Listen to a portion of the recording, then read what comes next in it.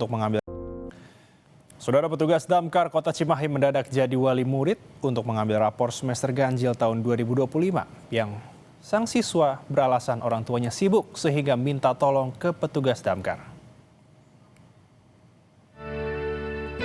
Bertambah satu lagi tugas Damkar, mewakili orang tua mengambil rapor. Ya, ini adalah pengalaman pertama Dirga Ramdan mendapat tugas menjadi wali murid. Awalnya, dua siswi SMK Negeri 1 Cimahi mengirim pesan ke nomor hotline pemadam kebakaran, meminta tolong diambilkan rapor karena orang tuanya sibuk.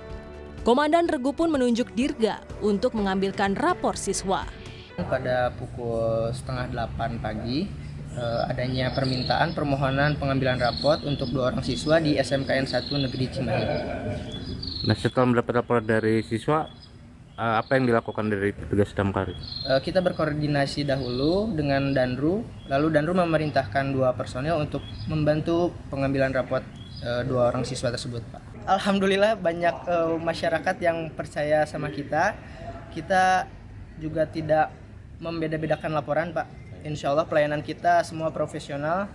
Di masa pengambilan rapor semester ganjil tahun ini sudah ada 7 permintaan pengambilan rapor dari pelajar SMP, SMA, dan SMK.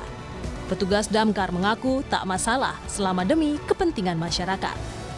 Ahmad Fadilah, Kompas TV Cimahi.